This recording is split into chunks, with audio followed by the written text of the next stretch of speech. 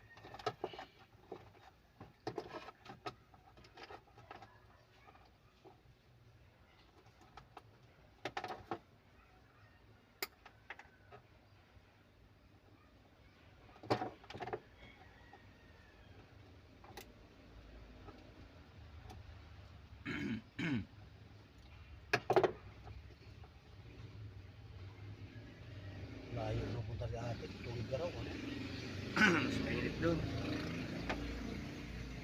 Ano na pala yung tinakbo ng motor mo? Ay, motor ko? Ano lang yan eh, Bulacan. Kasi di ko pa maano dahil busy. Malalim yung clutch noon, kaya ganon. Malalim. O, ano ba talaga yun? Ganun yung in-adjust ko eh. Bakit? Sana yan lang. Kasi kung ano, kunting ganyan, ang layo pa sa ano eh. Tsaka yung pagka mahaba ang hinahatak, madali maputol ang ano, clutch cable. Ganon? Oh. Yan ang sakit sa mga ganyan eh. Pag mahaba yung kinakayod na gano'n. Yan ang, kaya pinapractice ko yung gano'n dahil tumagal yung ano niya, clutch cable.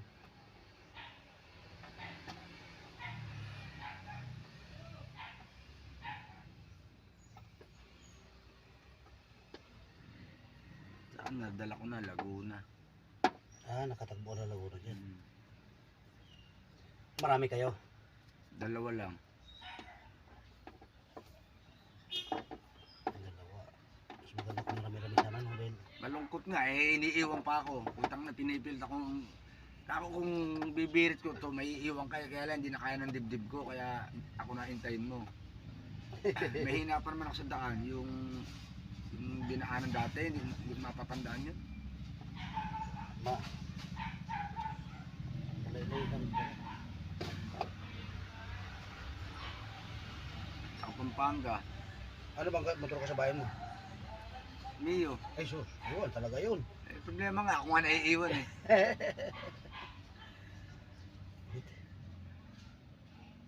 Pampanga, puro click. Iwan din ako. Tangin nyo, mauna kayo. Alam ko na may pupuntahan ko eh. MacArthur lang kayo naman. Gaganda lang na sa lubak. Bali wala. Maganda maglaro na. Bali wala. Eh, bala ko nga palitan eh. Ang taas eh. Bibili lang ako nung ano. May wala bang adjustment ang shock niya? Hindi ko nga makita eh. Kung may adjustment, huwag mo nang palitan. Tignan mo nga mamaya kung meron. Kasi iba talaga yung stock eh. Tibay. Tibay yung stock. Pag may ayos nga, tignan mo kung ano. Kunti lang, putang. Pag may angkas nga, nakadikit sa akin, hindi bale kung babae. Pagka nagsakay ako malaki, naku po, hirap na hirap ako. Ayaw pa ibababa yung paa pagka hihinto. Sabi ko, ibababa nyo lang yung paa nyo, hindi ko pumayababa. Para kayo nakaupo sa kotse ah. Ang pinto ka, pas baba na, agad para makatukod. Kaya nga, alala mo yung driver, hindi yung... Wala, aasa lang. Oo.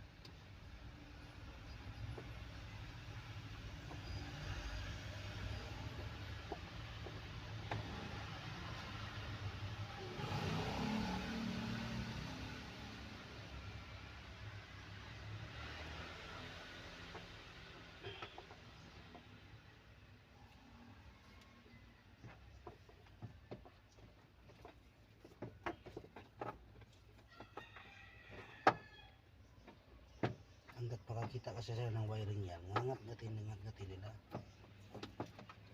Dapat pala yung mga ganyan nakapasok sa hose, ano? Yung inangat-gatin pati hose. Yun lang. Yun ang mahirap. Pag ginat-ngat ang hose, talagang aanin mo na yun. Kasi pati yung may ginagawa kong Fortuner, tsaka light is, high is, ganon. Pare-parehas, inangat niya. Eh, may-ari nga ng bakery, di ba tinanong sa'yo aircon? Buta pinalitan na lahat hanggang ngayon, ganun pa din. Oh, Wala wala pa na rin? aircon. Eh, sabi ko kasi masyado kang magaling eh. Kaya sabi mo, mura. O yan, mapapamura ka nga. Ayun.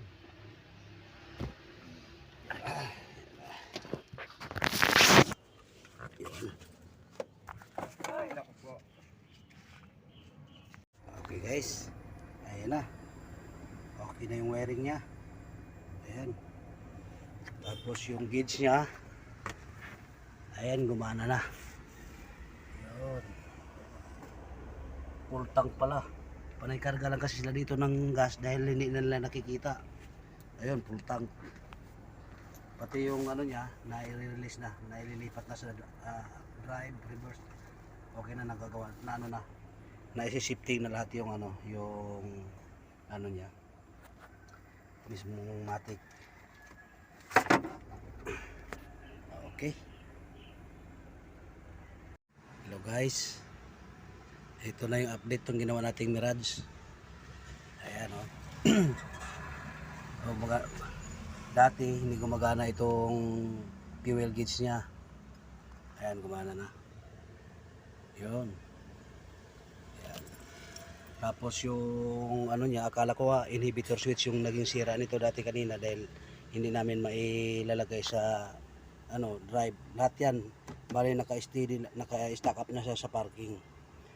Dati ginagamit nila para lang mai-drive nila, sinusundot dito. Ilalagay nila sa drive. Tapos pag nakabiyahe na sila, yun, naipa-parking. Pero pagka yung yung umpisa na naman sila, hindi na ilalagay sa drive. Ngayon ito okay na. Ayan o. Yan. Yan. Yan o. Nakalagay na sa drive. Yan. Reverse. Neutral. Reverse parking. Yan. Gumagana na siya. Tap. Kanina, pati yan. Wala. Bali, kaya inisip ko baka hindi naman inhibitor switch dahil pag i-on mo yung susi, nakalagay sa parking. Hindi nga lang siya mailalagay sa sa reverse, neutral drive. Kaya tinitinan ko yung wiring. So, talagang wiring lang ang sira. Bali, nginat-ngat ng daga. Yan talaga ang mahirap sa pag ganito na sa paradahan. Pag pinarada mo sa sasakyan mo, talagang lalo na pag hindi parating ginagamit, magugulat ka na lang pag gamitin mo. Hindi na umi-start. Minsan hindi mo na katulad nito, hindi mo mailalagay sa drive. Yun pala pinagngangat-ngat ng daga. So ito ngayon okay na. So natapos na rin yung trabaho ko dito. Ko na lang ito sa may-ari. Ang gagawin ko nito kasi maraming tain ng daga sa harapan, sa engine bay. Ang gawin ko, ipapakarwas ko na lang ito bago ko ibigay sa may-ari. Yun lang.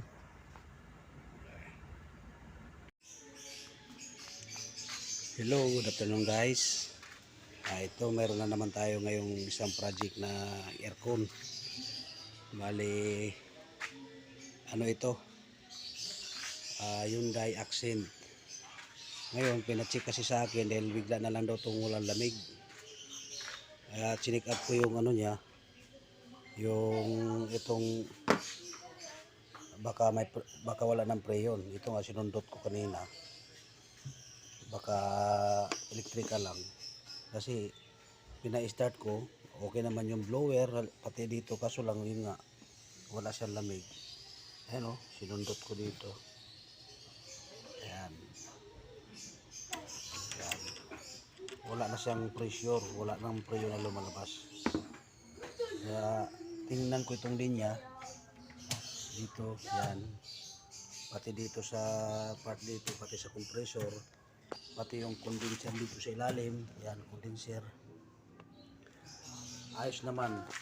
So ang nagiging sira, may singaw na yung evaporator niya. Kasi since nung naging sasakyan pa, nung simula nung naging sasakyan ito, hindi pa ito na cleaning. Siguro baka yung ano, yung evaporator, ano na, humina na yung evaporator. At kinutkot na siya ng lumot sa loob, kaya ayun, bumigay. Ang babaklasin ngayon, evaporator. Kaya ito, nagbabaklas kami ng dashboard. Ayan. Ito yung dashboard. Ayan, kakalasin namin ito. Ayan.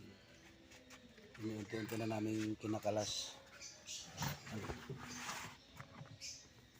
Sa ganitong sasakyan kasi talagang kailangan mong baklasin yung dashboard. Hindi katulad ng mga sinauna na sa gilid mo lang siya bubunutin. Kaya ayan, obligadong babaklasin ito. Ayan. Wala na siyang ano eh, wala nang lamig eh. Tinesting ko yung mga fuse niya kanina, yun ang muna chinik up ko. Kumpleto naman lahat. Kaya tinignan ko yung linya ng ano, baka may singaw. Kaya sinundot ko yun doon sa loob, sa ano, sa mismong ano niya, service charge. Ayun, service charge, service valve. Ayan, dito sa high side, saka dito sa low side, suction at saka discharge yan eh. Ayun, wala siyang ano, wala na talagang preyon. Chinik ko naman lahat yan kanina, wala talagang ano, walang singaw sa loob, kaya obligadong baklasin talaga yung evaporator. Kaya yung dashboard, baklas na, babaklasin. Ayan, unti-unti na namin itong pamangkin ko. Dahan-dahan namin baklasin para ano, kasi hapon na ngayon, malamang bukas ko pa ito mabilhan ng materialis. Ayun lang. Tuloy-tuloy muna kaming magbabaklas dito para makuha na yung evaporator. Ayan. Ayan na guys. Ayan na yung dashboard. Ayan. Kalas-kalas na siya. Ito na yung purma ngayon ng dashboard ng ano, Axin. Ayan. Ayan yung pamangkin ko, nagbabaklas dyan. Siya muna pinabaklas ko para matuto. Ayan.